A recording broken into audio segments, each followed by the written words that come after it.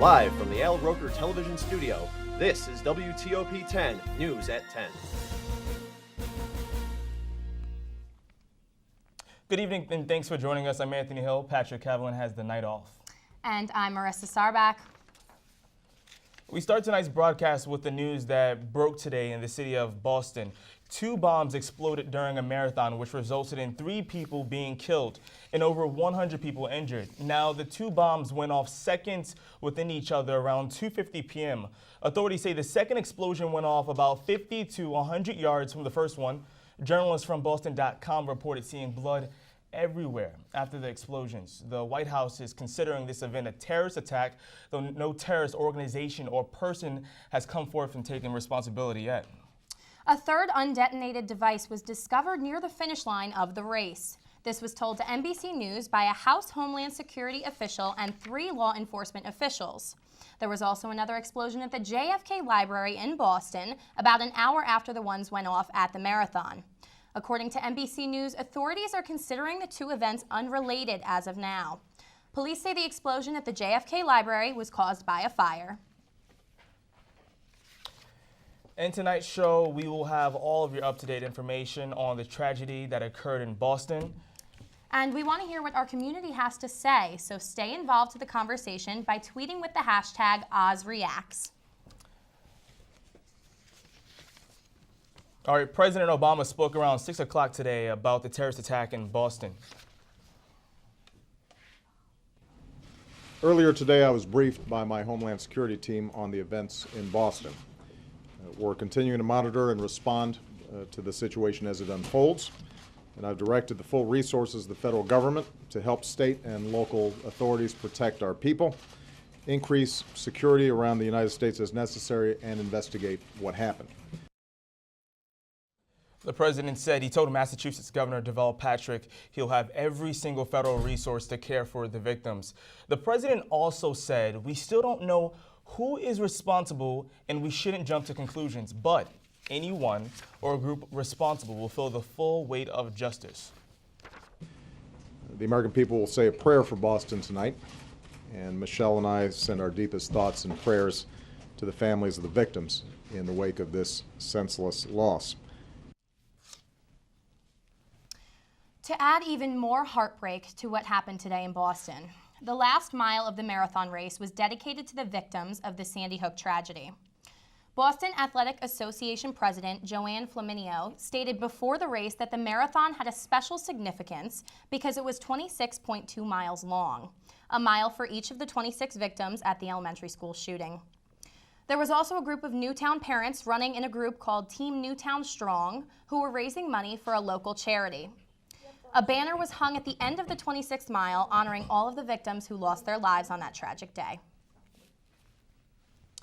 And there's speculation that today's terrorist attack in Boston was a strategic decision because today is Patriots' Day in Massachusetts. It's a state holiday, and it's a day when tourists and locals hit the streets to commemorate the opening battle of the American Revolution. The marathon, which seemed to be the target today, is run every year on this day. All right, according to MSNBC, police have confirmed that one of 3 victims killed at the explosions in Boston today was an 8-year-old child. The number of documented injured people has now risen to over 130.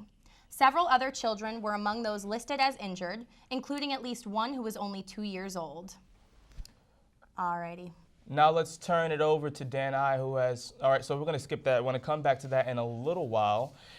If you know anyone, rather, who ran in today's race in Boston and you just want to check on their status or their health, you can do so by logging on to the Google website. Or if you just want to find out the runners, the times the runners hit in the race, just log on to the Boston Marathon website.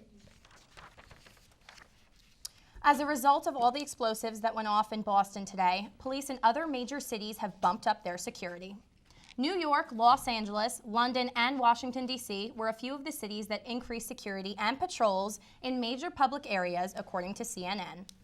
California emergency management officials activated their statewide threat assessment system, which was established after the September 11th World Trade Center attacks in 2001. And now we're going to take a look at weather with Ryan Farrell. Thanks, guys. Well, on a lighter note, It's a pretty nice night here in Oswego. This is actually the first time all semester I haven't had a hat and gloves on doing outdoor weather. Right now we're sitting at 62 degrees and it's a clear sky, and usually you'd think we'd cool off, but we have a nice southerly breeze keeping us warm. That's going to continue overnight. We're going to bottom out right around 52 degrees. That southerly wind is going to stay with us.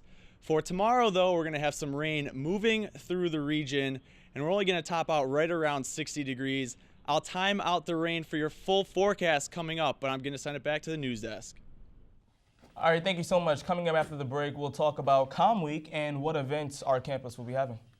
And will this weather continue, this beautiful weather? It's pretty nice. Ryan Farrell will have the latest when we come back. Stay tuned.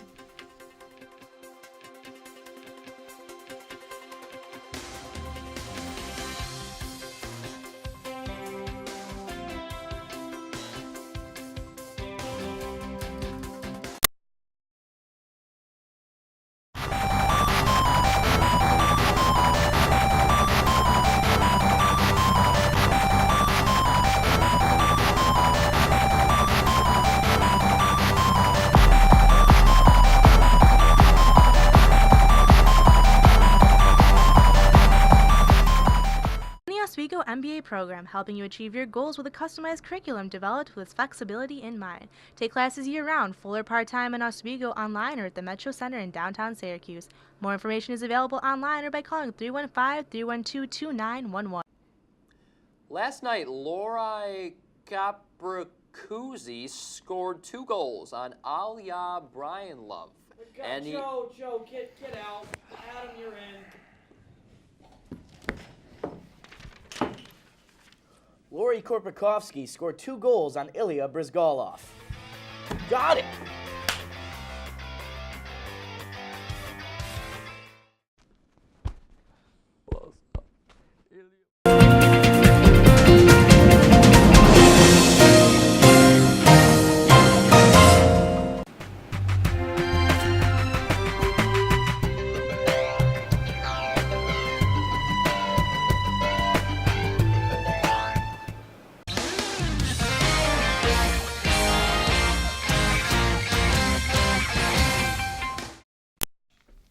All right.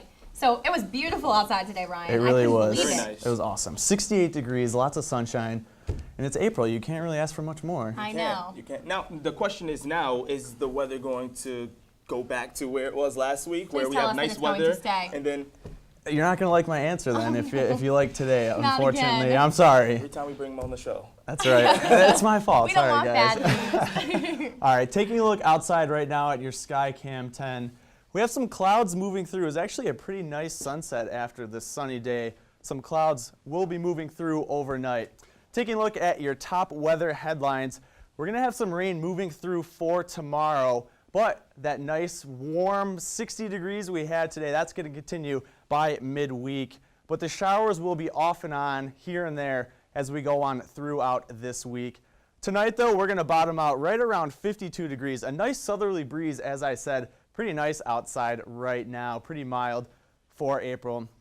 Here is our radar, pretty clear, just like we saw for the majority of today, but pulling out a little more, you can see this is our next system that will be working its way through.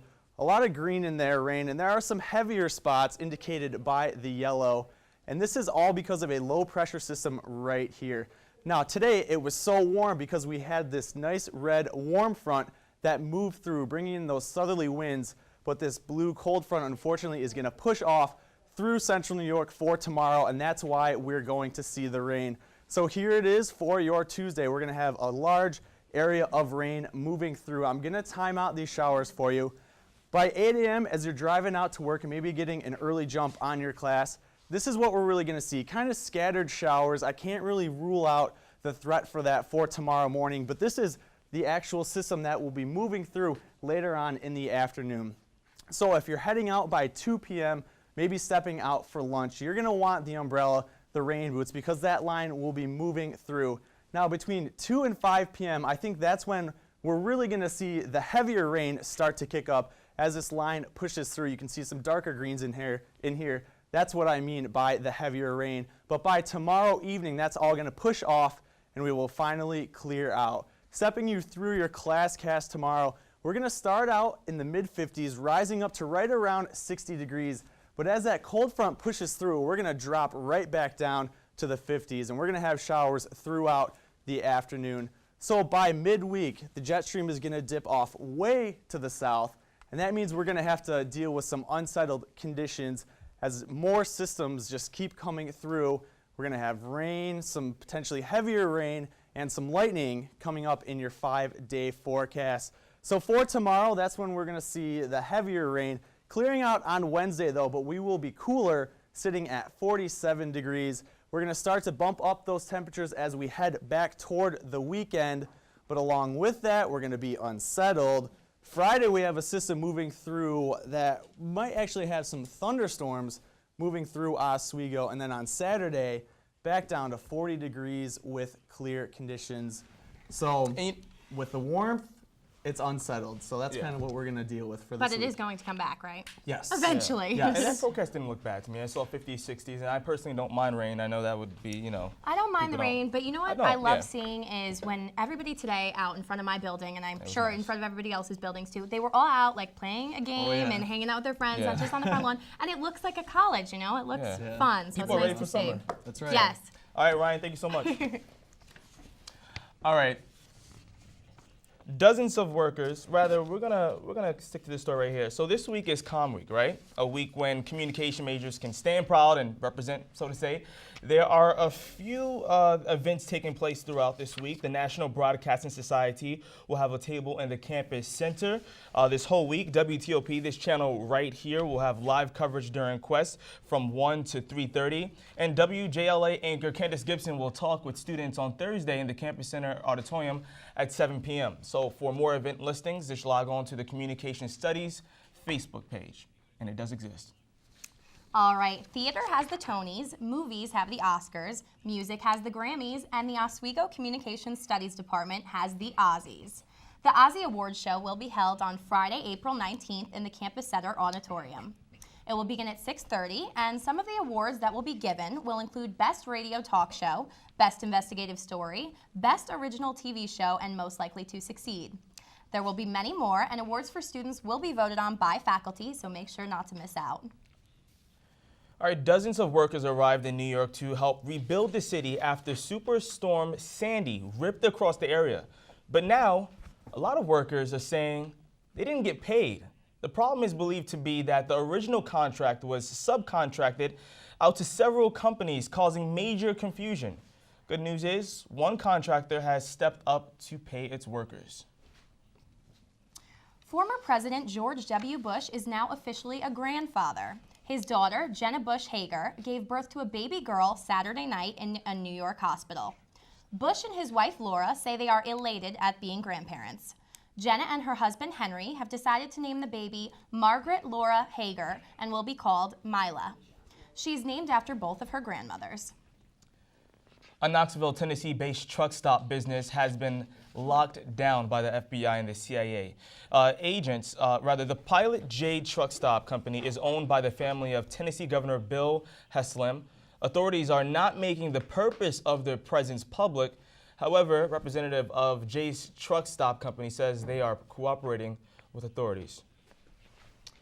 Hundreds of students at a Michigan high school were evacuated today because of a bomb scare. The threat was reportedly found in a girls' bathroom at Clawson High School. Police were called in and brought bomb-sniffing dogs to help conduct a sweep of the school. However, no explosives were found and fortunately no one was injured. Students were allowed back into the school but were then sent home for the day. Clawson is located about 17 miles north of Detroit.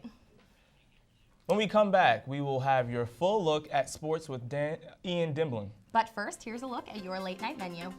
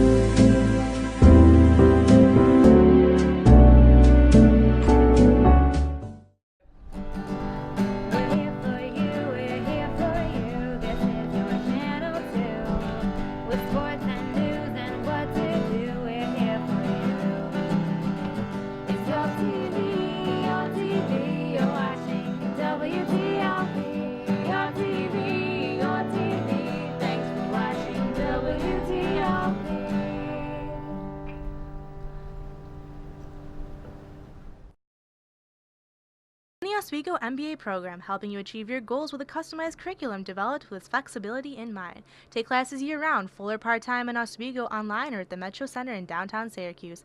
More information is available online or by calling 315-312-2911.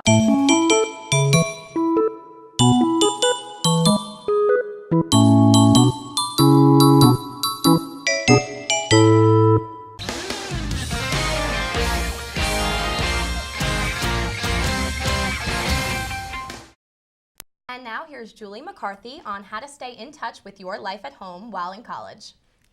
Thanks, Marissa. In a new college environment, it's easy to lose touch with friends and family at home. So here are some tips on how to keep those bonds when you're away at school. Take the old-fashioned route and write letters to your friends from home to let them know how you're doing. See if they write back. It's always exciting to get a letter in your mailbox, and they'll be happy to see you were thinking of them. Take advantage of video chatting on your computer or phone to avoid feeling homesick. Facebook video chatting is a great and convenient way to see your friends or family face-to-face without having to travel home. FaceTime on an iPhone is an even easier way to video chat, and you can do it wherever you go. You can also collect friends and family's addresses for holidays and special occasions like birthdays. Order something online to be sent to them, or send cards and care packages filled with candy and food. On an average, undergrads communicate with their parents about 10 times per week. So in spare time, don't forget to call or text your parents or siblings, even if it's just to say hi, so you can keep up with everything happening at home. For students like Gabby Santos and Gabrielle Brecker, keeping in touch with family is simple. To keep in touch with my mom and my sisters, I tweet at them by using my Twitter app, and that's fun because I get to see what my sisters are up to. And when I want to text my mom, I find her, Mom. She usually sends me cat pictures of my cat who I miss, so that's how I stay in touch. I talk to my family and friends a lot when I'm at school. I talk to my parents almost every single day. If I don't call them, they definitely text me, and I just keep them updated every once in a while what I'm doing. I talk to my friends a lot, and they try to come visit every once in a while, and I go home every so often, too. Put in an effort to keep your bond strong with friends and family that you left behind when you headed to college. Although sometimes they might seem far, they're only a phone call away. So I know that I call my parents every single day, or at least I'm send the them a same text. way. I know it seems I'm not the only one. I thought I was the only one. But Yeah, right. But I think when I first came to college, I didn't really want to talk to my parents a lot, but now that I'm like a junior, I'm getting, up in age and Call mommy again. Yeah, My mom's always exactly. the one person that'll listen to everything I want to say. Yeah. You know? And it's the same thing for my best friends too. Like I know one of my friends, Haley, I keep in contact with her. And Yeah. so it's nice to hear, it's nice to hear from everybody and be able to talk and know And like that share they're- our college experiences with each catch up. other. Let me ask you this. Do you notice students missing their parents and friends on a freshman level, or are they mostly freshmen, or do you notice it more, common amongst seniors and juniors and sophomores? I think it's when you start getting into the older years, because your freshman year, you're kind of like the first time away from home, so you want to be It's a away. So you're break. excited. Yeah, exactly. it's a good break, and then You don't want to talk to your parents. yeah, once you're away Talk for to you too later. long. Alrighty. Thank you so much, Julie. All right, thanks. You're welcome. Alrighty, and now we're going to turn it over to Pat Malowski, who has some student reactions on the events that occurred today. What's going on, Pat? Thanks, guys. Patrick Malowski here, live outside, reporting from outside the campus center. As many of you know, today at the Boston Marathon in Boston, Massachusetts, what happened was there was a bombing, leaving 3 dead, including an 8-year-old child, leaving more than 130 in the hospital, still getting treatment. And a lot of Oswego State students have a lot to say about this, because anytime a tragedy happens, it hits home. And I'm here with Oswego State student Dan I. Dan, how is this kind of hit home for you? Well, it really affects me. I'm from Buffalo, but I have a lot of friends that went to Boston College, Boston University, that are in the Boston area that have been talking about it throughout the day. And it's just kind of disconcerting for anyone on a campus to see that these kind of things happen. And as an American, even, you just kind of feel for anyone in Boston right now. Now, the biggest thing is it was during a run. It was an open event. It's kind of hard to expect something. There's obviously a lot of people who are going to be at an event like that. Do you think that's going to affect other runs in the future and things like that? Well, I think that security is always a big factor in an event like a marathon. When it's over 26 miles, it's hard to have the same amount of security that you would for something in a closed arena. But I think that it's going to force security measures to be reevaluated, how these bombs were able to get where they were. It's really, it's scary to think that this could still happen anywhere despite all the security measures that there already are.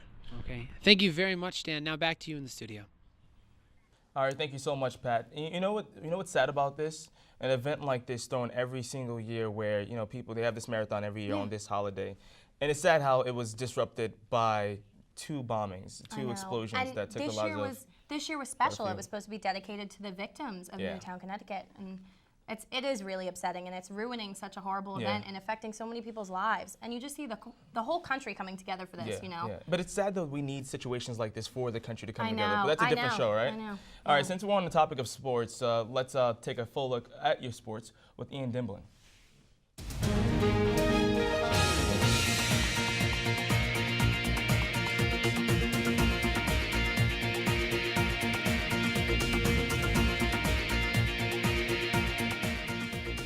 Thanks, Anthony and Marissa. I'm Ian Dembling with your sports.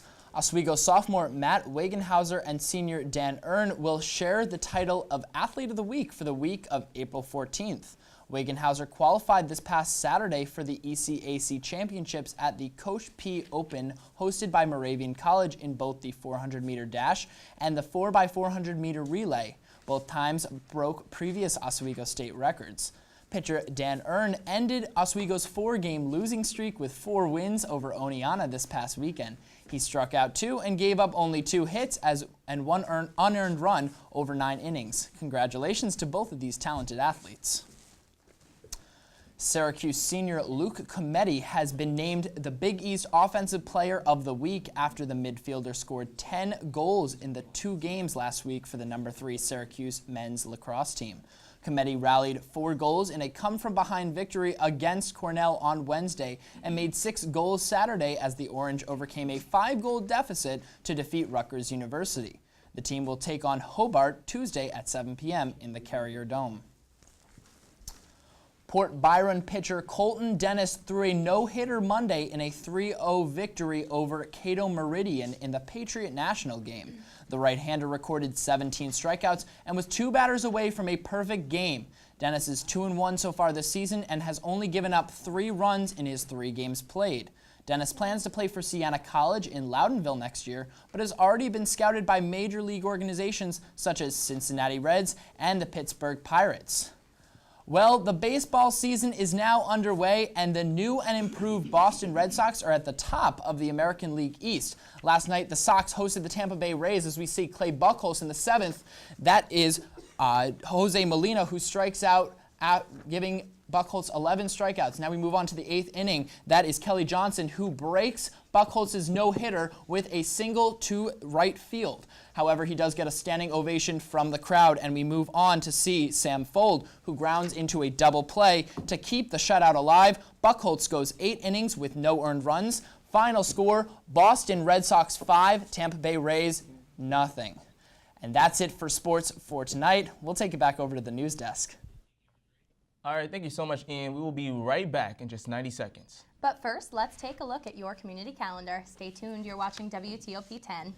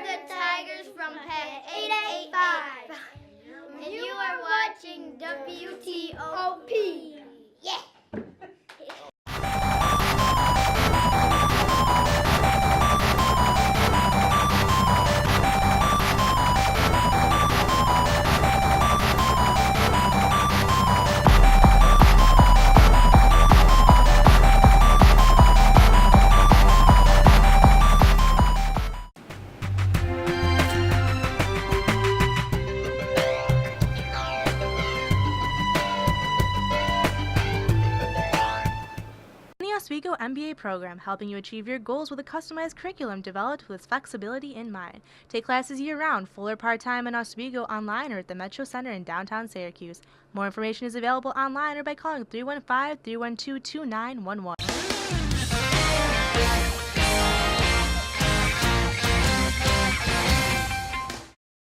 A chance for NBC Sunday Night Football and a big television debut for a little lady. Carl Azuz has more in Hollywood Minute. Faith Hill is singing So Long to Sunday Night Football. After 6 seasons serenading fans, the country star says she will no longer sing the opening number. Hill tweeted out, "Amazing to have been part of SNF, an honor. I've just let everyone there know it's time to let someone else rock the open." In a later tweet, Hill said it was an emotional decision, but that she'll still watch next season. Jenna Bush Hager's baby made her TV debut. Where else but on NBC's Today, where mom is a contributor. Baby Margaret Laura was born over the weekend in New York City. Named for her 2 grandmothers, she's already been given the nickname Mila. It's the first grandchild for former President George W. Bush and his wife Laura. A longtime Hollywood couple is calling it quits. Actress Jane Seymour and her husband James Keach have separated and are in the process of negotiating a divorce. The couple married in 1993 and have twin sons. A rep for Seymour says the pair hope to continue their relationship as parents and business partners. For Hollywood Minute, I'm Carl Azuz. All right, standing at 3 meters tall and tipping the scale at nearly a half ton, a baby giraffe is set to become the latest Kiwi to cross the ditch. I don't know what a Kiwi is, but anywho, the 15-month-old giraffe will make the move from the Auckland Zoo to Melbourne. The giraffe will be loaded onto a truck and transported through the city to the port for shipping to Australia. Also, the Auckland Zoo staff says they will miss the giraffe. Well, here's something you don't see every day. A massive gorilla running in terror from a goose. This video was captured by zookeepers at the Sedgwick County Zoo in Kansas. Apparently, some Canadian geese ended up in the apes enclosure and decided they didn't want the oversized primate around. It's a good thing that the birds didn't want the gorilla to pick a fight with the gorilla. Now let's take a look at your final forecast with Ryan Farrell. Yeah, we're going to see those April showers moving through tomorrow, topping out right around 60 degrees. We're going to see those showers move through in the afternoon, so it's not going to be a terrible day. You know, it's warm, right around 60, but pretty soggy. I'm not going to complain. Yeah, no, me neither. I would like to complain. I'm sorry, but I would like it to stay nice. I'm done with the rain. I know they say April showers bring May flowers. Mind the but rain. Get over it. No, Sorry. I'm joking. At least it's not snow, so we'll say that, right? True, that's true. All right, Yeah, we're done with the forecast. Were you telling us it's going to snow 4 feet? So. I will say this though, that was a little scary though. The story you were reading about the geese or the goose Oh, I was thought like that was actually. funny. Yeah, they were chasing That was a little this concerning. I was ape watching around, the monitor, and yeah. they scared him. It was so If any funny. of the geese in Oswego did that, I'd be running You'd be all running the way around. too. Ian understands. Oh yeah, my that is. gosh. But I hope not. Sometimes I do feel like they would do that though, because sometimes when you're walking across campus and you expect them to move, right? There's a self-preservation that would make them move, but yeah, so they don't do that all the Ian, time. I meant to ask you, what was going on with the Celtics game? Well, we ended up finding out that the Boston Celtics, who are from the Boston area, will be canceling their game for tomorrow night against the Indiana Pacers after what happened in Boston today. A very sad event, but at least they're going to be canceling that game. So. Yeah, that makes sense. All right, thank you so much, Yes. Ian. Absolutely. And that will do it for us here for the entire 10 News team. I'm Anthony Hill. And I'm Marissa Sarback. Coming up at 11 is the Oswego Sports Update with Blaze Hill, Joe Maganello, and Adam Rupsick. So good night, Oswego. Stay tuned.